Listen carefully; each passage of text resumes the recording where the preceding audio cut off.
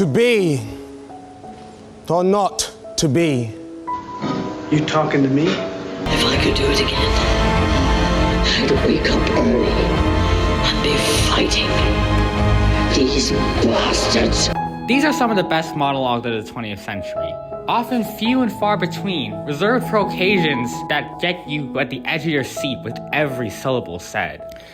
Nowadays, monologues just seem to be how we talk. What was once reserved for nifty, grand, life-changing events is now commonplace.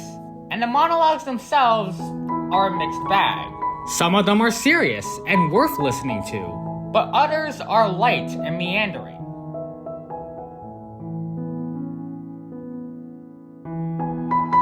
We are the monologue generation. But is that a good or bad thing?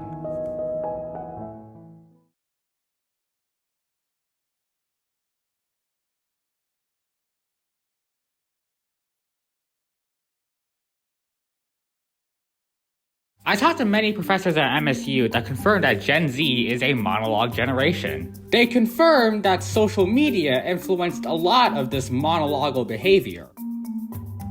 It does, in essence, provide a platform for a person to monologue. I mean, what are TikToks? Usually a person pointing the camera at themselves in their room and, spouting off on their views. There are other ways to use it. You can duet, you can certainly engage in back and forth conversations.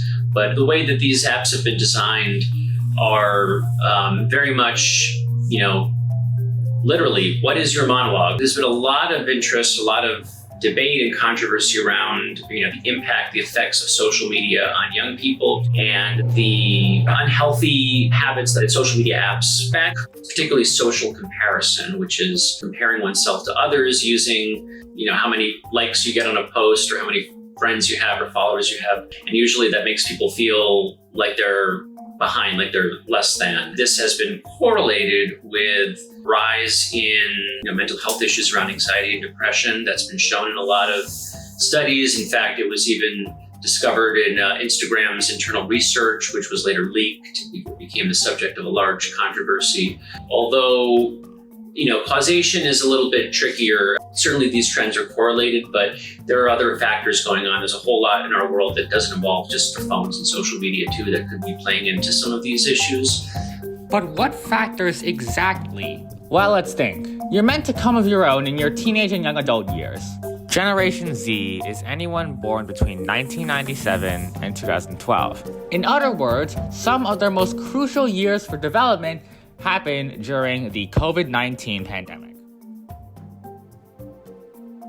I'm right at the cusp myself of Gen Z and millennial. Yeah. So I'm a young professor. My youngest brother, who's properly Gen Z sometimes, he'll be trying to say something to us and he'll get really mad if somebody interrupts him in the middle of what he's saying, because he's doing essentially this monologue. I think of myself more as a millennial, and so there are kind of some different generational differences. For example, I didn't go to college during the pandemic, right? So I had that formative social experience that was not interrupted. I think that we see changes in the way that students socialize after the pandemic. Students are a little bit more reserved and just don't have the same experience that students had before, because they kind of had a lot of their schooling, a lot of those formative years online.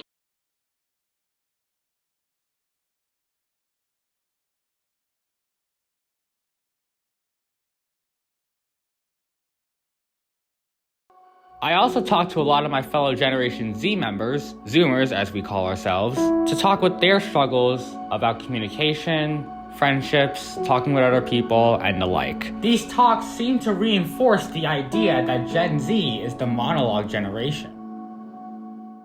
As someone who has a lot of anxiety and has trouble with social skills, it can be very difficult to communicate with a lot of people, especially if those people are not people that you've lived with your entire life. Sometimes I can have trouble communicating with family members that I don't see typically often. So my aunt and uncle, I see them and I know them for a very long time, but because I don't see them every day, maintaining eye contact with them can be tough because it's just awkward for me.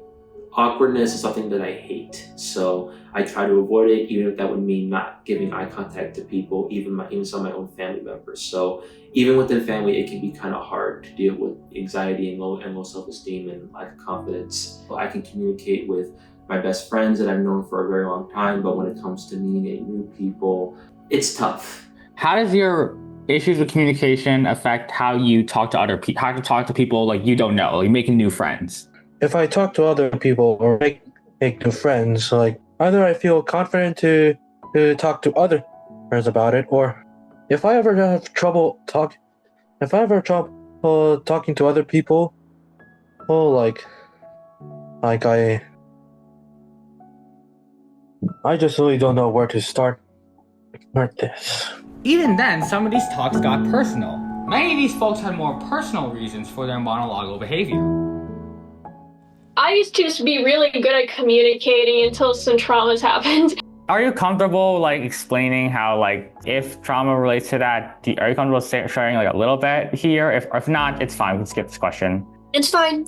I forget a lot, so I don't really know off the top of the head what really happened, but like when I am told that like what I say is incorrect, or like for example, I had a friend who I'm very spiritual, and I had a friend that she was basically very scared that if I did not accept Jesus, my Lord and Savior, that I'm going to burn. And so I was so excited to talk to her about my adventures with what I experienced with the metaphysical and all that. And she was like telling me that never happened. That actually never happened. And I'm like, but it did happen. I experienced this. Please believe me. It's frustrating because like I found out that some things are real that a lot of people say is not real. And it's like, imagine when somebody sees like a little goblin and they're trying to prove to everyone, like, guys, goblins exist.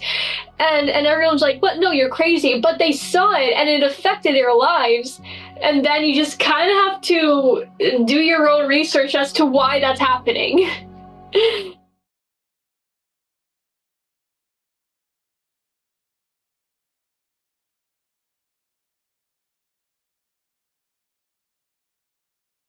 As I continued to talk with both the professors and my peers, I started realizing that this monologal behavior, while certainly flawed, did not leave us fully out of hope. There's an element to that is very normal, right? Everybody has conversations in their head. They play out, what might I say? What might the other person say? Everybody does that to a certain extent. What becomes, again, an issue is the extent to which you're doing that, right? Yeah. Like, are you only doing that and you feel like that is satisfying some sort of social interaction, or you don't even need to talk to somebody because you know what they're gonna say, and so then you just don't speak to them, right? Like, that's sort of, I think, the thing that becomes problematic is if you're like only sort of doing that internally and not actually then going out and having these sort of full-fledged conversations with people. I mean, I don't think that it's, you said, is it innocent? I don't think people are doing it out of like Malice. No, not at all. It's more instinctual. Yeah, I think it's just, it's just what it's a response. It's a response to what you know, right? If you're inside for 3 years, if you're on social media, if you just have sort of like less opportunities for that face-to-face connection, then I think it's a natural thing to emerge from that. It has negative consequences. It's a really important thing that you're like aware of it, right? Yeah. But it's not like, oh, you stupid kids, like, I can't believe you're doing that kind of thing, you know?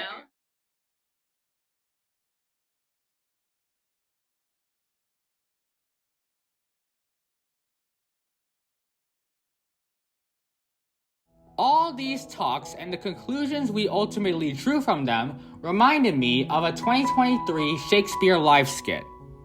We would start with Papa Essiedu, who was playing Hamlet at the time. He would begin the famous speech. To be or not to be. That is the question. And then get interrupted, initially by Tim Minchin. Yes. Yes, but if you don't mind a note, or to be or not to be? Because it's the choice. And then various other famous Hamlets would come in and suggest other, sometimes ludicrous stresses to use. Try this. To be or not to be, that is the question. No. To be or not. No, idiots. To be or not to be, that is the question. This went on for some time, ultimately ending in a surprise guest. To be or not to be, that is the question.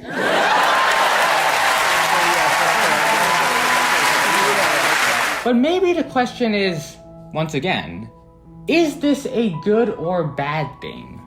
And the answer, even if it was, it's not something to be ashamed of, since the fact that we speak in monologue all the time is a part of us. We are the monologue generation.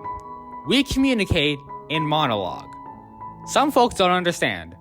It looks and sounds weird. Maybe it's good. Maybe it's bad. But it's us. And we're okay with that. As famously said in K-pop Demon Hunters, why couldn't you love me? All of me!